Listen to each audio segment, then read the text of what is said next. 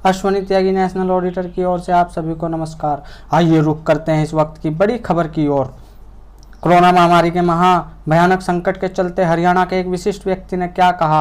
हम अपनी संस्कृति को खो चुके थे, इसलिए कोरोना हमें याद दिला रहा है। दोस्तों, आज हम सब लॉकडाउन के अंदर अपने घरों में बंद हैं, क्वारंटाइन हम हो रहे हैं। क्वारंटाइन शब्द हमने पहली बार सुना है, अंग्रेजी का शब्द। दोस्तों, क्वारंटाइन हमारे पूर्वज जो इतने अच्छे वैज्ञानिक थे, इतनी अच्छी रिसर्च हमारे लिए करके गए थे, उन सब को मैं आज नई पीढ़ी को दोबारा से याद दिलाना चाहता हूं इस वीडियो के माध्यम से। वीडियो को लास्ट तक देखिए कि हमारे पूर्वज इस आज जो बीमारी आई हुई है, जिसके लिए इतना शोर शराबा हो रहा है, पूरा विश्व लॉकडाउन में है, तो हमारे पूर्वज तो ऐसी बीमारियों के लिए पहले से ही रिसर्च करके चले गए। वो क्वारंटाइन शब्द का मतलब समझते थे। कैसे समझते थे, चलो आपको भी एक नए संदर्भ में आज मैं समझाता हूं। दोस्तों, बच्चे के जन्म से लेकर जब किसी भी घर में कोई नया बच्चा जन्म लेता था तो 1 महीने के लिए उस जच्चा बच्चा को घर के अंदर ही क्वारंटाइन करते थे, एक अलग कमरे में रखते थे। और बाहर से आने जाने वाला, उसके मायके से भी कोई व्यक्ति आता था तो उसको भी 5 से 7 घंटे अलग बिठाकर फिर उसके साथ मिलने देते थे। ऐसी हमारी समृद्ध परंपरा थी। और दोस्तों, दूसरी बात, जिस घर में बच्चे ने जन्म लिया है उस घर के आस पड़ोस के लोग जब तक उनके घर में हवन यज्ञ होकर शुद्धिकरण नहीं हो जाता था, तब तक उनके घर से किसी भी चीज का लेन देन नहीं करते थे। उसको हरियाणवी भाषा में बोलूं तो कहते थे कि स्यावड़ लगी हुई है। जब उनके घर से वो निकल जाती थी तो उसके बाद लेना देना शुरू करते थे। दोस्तों, उसके बाद बताता हूं कि हमारे यहाँ तीज त्योहार मनाकर साल में 2 बार कम से कम पूरे घर की चूने से पुताई करते थे, यानी घर को सैनिटाइज करते थे।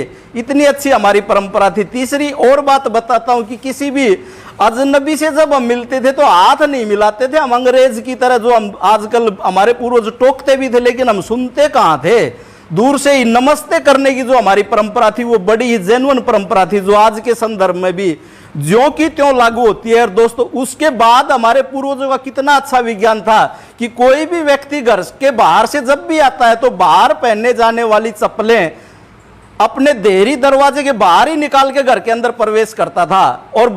और हमारी खाने की जो परंपरा थी, जो आजकल आप खाते हो ना, बैठ के पिज्जा बर्गर जो भी खाते हो और उसको यूं ही खाना शुरू कर देते हो। दोस्तों, हमारी जो परंपरा थी वह क्या थी कि हाथ धोकर खाना चाहिए, हाथ धोकर हम खाते थे। दोस्तों, उसके बाद जो आज के संदर्भ में सबसे बड़ी खोज हमारे पूर्वज करके जा चुके थे कि मृत व्यक्ति के साथ उसके अंतिम संस्कार में जितने भी लोग शामिल होते थे, वहां से तुरंत आने के बाद नहाते थे और उन कपड़ों को धोते थे और उसके बाद ही घर में एंट्री करते थे। और घर में पहुंचने से पहले ही मुझे भी पता है और आप सबको भी पता होगा कि जहां भी हमारा अंतिम संस्कार करने की जो गांव से बाहर जगह होती है, उसके पास कहीं ना कहीं पानी की व्यवस्था जरूर होती, वहीं से हाथ धोकर आते थे सभी लोग।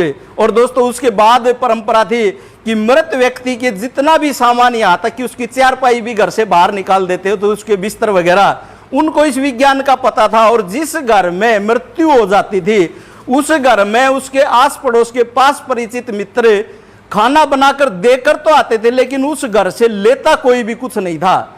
तो दोस्तों, इतनी समृद्ध हमारी परंपरा थी। दोस्तों, हमारी खास समृद्ध परंपरा आप किसी भी गांव के चारों तरफ कोनों पर नजर दौड़ाकर देखिए, जो लोग मांस मछली खाते थे, मीट इत्यादि खाते थे, उनको गांव से बाहर बसाया जाता था। आज भी आप नजर दौड़ा लें, हो सकता है कुछ संदर्भ बदल गया हो, लेकिन उनको इतना अच्छा विज्ञान का पता था, ऐसा वो लोग करते थे। तो दोस्तों, हमारे पूर्वजों ने ध्वनि विज्ञान का उन्होंने खोज की थी। जो शंख की ध्वनि बजाते हैं सुबह के समय, शाम के समय, जो मंदिरों में ध्वनि बजाई जाती है, और मंदिर की जो घंटियां हैं वो भी एक वायरस को खत्म करने का काम करती है। दोस्तों, हमारे घरों में देसी गाय के घी का दीपक जलाया जाता था। बड़ा ही खास विज्ञान था, बड़ा ही खास चीज थी जो वायरस को, जीवाणु को खत्म करने का काम करती थी। दोस्तों, कोई भी किसी भी घर में कोई भी अनिष्ट होने के बाद उस घर के शुद्धिकरण के लिए उसमें हवन यज्ञ अवश्य ही करवाया जाता था। यह भी हमारे पूर्वजों की खोज थी। आज इन नियमों को कोई पालन करता है, इनको मानता है। इस कोरोना से पहले की बात बता रहा हूं तो उसको अनपढ़ गंवार जाहिल समझते हैं। हमें बड़ी भारी भूल हमारी थी। दोस्तों, हमारी संस्कृति इतनी समृद्ध थी। आओ पुनः लौट चलें, अपनी परंपराओं को, अपनी मान्यताओं को, अपनी संस्कृति को पुनः अपनाएं और आज की इस महामारी को और आगे आने वाले समय में ऐसी महामारी से हम बचे रहे, अपना परिवार बचा रहे, अपनी परंपराओं को अपनाएं। अपनी वाणी को विराम देता हूं। धन्यवाद। जय हिंद, जय जवान, जय किसान। साथ ही नवोदय नगर नदी के समीप शाम को होने वाली भीड़ पर एलआईयू हरीश रावत के प्रयासों से कांस्टेबल वीरेंद्र रावत व महिला कांस्टेबल शोभा ने राष्ट्र व जनहित को ध्यान में रखते हुए महत्वपूर्ण कदम उठाया तथा लॉकडाउन के नियमों का उल्लंघन करने वालों को अंतिम चेतावनी दी, जिसकी लोग तारीफ कर रहे हैं, क्योंकि वैश्विक महामारी के खतरे को हमारे देश की जनता मजाक बना रही है, जिसके भयानक परिणाम हम सभी को भुगतने होंगे। चलिए रुकते हैं एक छोटे से ब्रेक के साथ, जल्दी फिर मिलेंगे। नमस्कार।